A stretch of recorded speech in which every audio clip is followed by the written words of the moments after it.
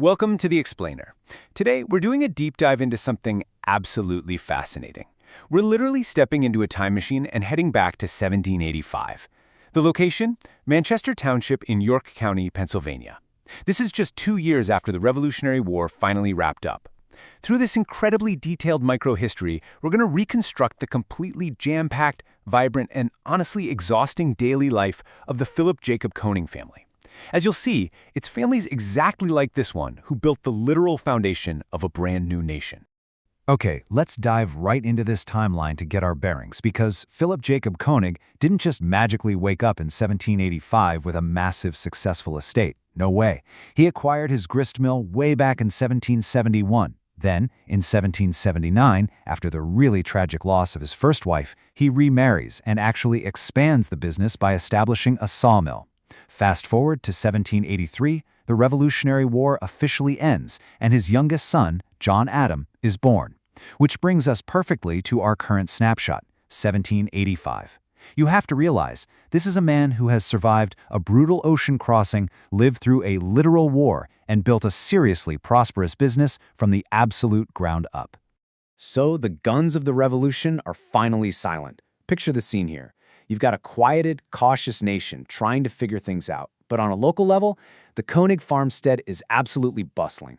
It's one of the most substantial properties in the whole neighborhood. We're talking 2 houses, massive grinding millstones, the constant churn of rushing water, and the endless hum of heavy industry. They're a family, sure, but they are also a completely self-contained economic engine trying to find their footing right alongside this brand new country.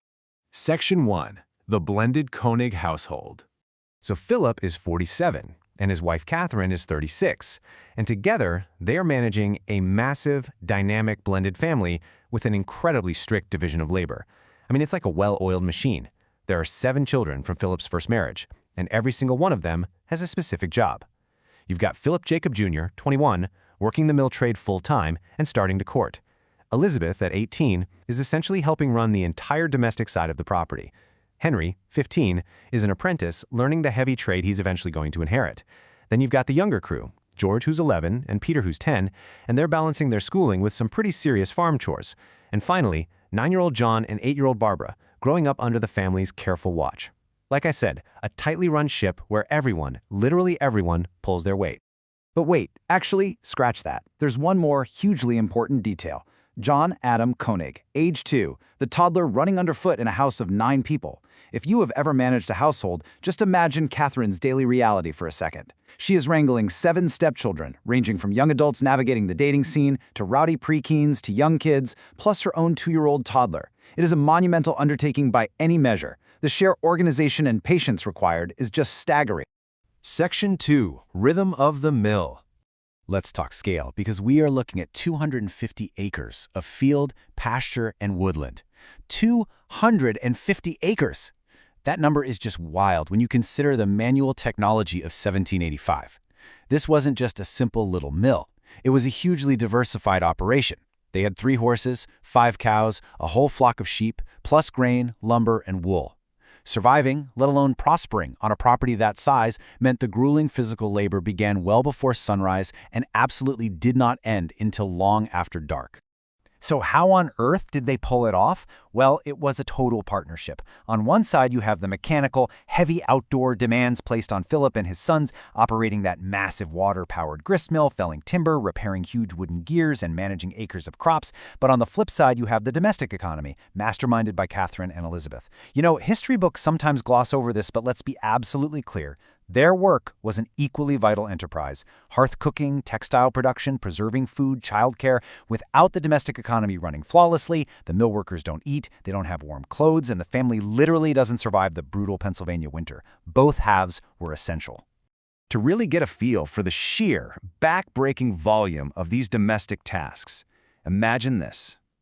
Imagine cooking every single meal over a blazing open hearth, or feeling the suffocating heat of a brick bake oven in the dead of July.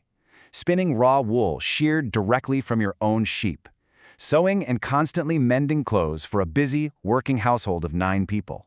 Preserving massive amounts of food so you wouldn't starve come February. Tending the vital kitchen garden. Making your own soap. Making your own candles. It's an endless, fast-paced list of chores that kept the women of this house in constant, exhausting motion from dawn to dusk. Section 3. School, Church, and Township. Now, literacy in 1785 wasn't about reading the latest novels for fun. It was a hardcore, highly valued practical skill. Since there was no public school system in Pennsylvania yet, the Konig kids got their education through their German Reformed and Lutheran congregations. And yes, they learned entirely in German. Why was this so absolutely crucial? Because to survive as a milling family, you had to read binding contracts, balance complex account ledgers, navigate tricky land records, and of course, read scripture. For the Konigs, their education was inextricably linked to their economic survival and their deep faith. 72 men. That is exactly how many troops Captain Konig commanded during the Revolutionary War. Philip Jacob wasn't just some local businessman, he was a serious community leader. He served on the York County Committee of Safety and commanded the 4th Company, 3rd Battalion for a full 3-year enlistment. By 1785, his military days are safely behind him, sure, but a landowner with that kind of intense civic standing was still expected to step up. Town meetings, road maintenance, complex tax assessments, jury duty, these were the heavy, non-negotiable community obligations expected of a man of his stature. Section 4. Harvest, Hymns, and Play. So what do they do for fun? Well, things like harvest time, hog butchering, husking bees, barn raisings, and quilting gatherings. Now, I know what you're thinking. Those sound like massive, back-breaking chores, right? And they were, but they were also the absolute biggest social events of the year.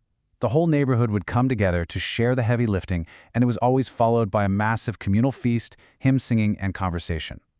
For young adults like 21-year-old Philip Jr. and 18-year-old Elizabeth, these gatherings were a huge deal. This was how you socialized, and more importantly, this was how you flirted, courted, and found a future spouse.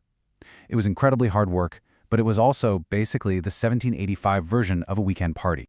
Once the obligations of Sunday church were over, the rest of the day was strictly for rest and visiting. For the younger kids, this meant playing with hoops and marbles. But paint this vivid sensory picture in your mind for a second. They lived on a property with a massive, working mill pond. You can practically hear the roaring, rushing water and the heavy thud of those massive wooden gears turning. It was like a giant, mesmerizing playground for the kids, which inevitably meant they were constantly getting stern, panicked warnings from Philip and Catherine to stay far, far away from the dangerous mill water. Because kids are going to be kids, right? Even in 1785. So, what does this all mean? We have to ask this crucial question. How did the ordinary daily labor of families like the Konigs serve as the literal foundation for the young United States? You know, when we look back at history, it's so easy to just focus on the founding fathers, the famous generals, the politicians in Philadelphia, but the macro-level nation was built entirely by these micro-level family histories. It was the spinning of wool, the grinding of grain, the communal husking bees, and those careful ledger books kept in German that actually forged this new country. The Konig family wasn't just surviving. Their daily rhythm of work, faith, and community was building America from the absolute ground up. I really hope this look into 1785 leaves you as fascinated as I am and totally eager to explore the real, everyday families who shaped our history.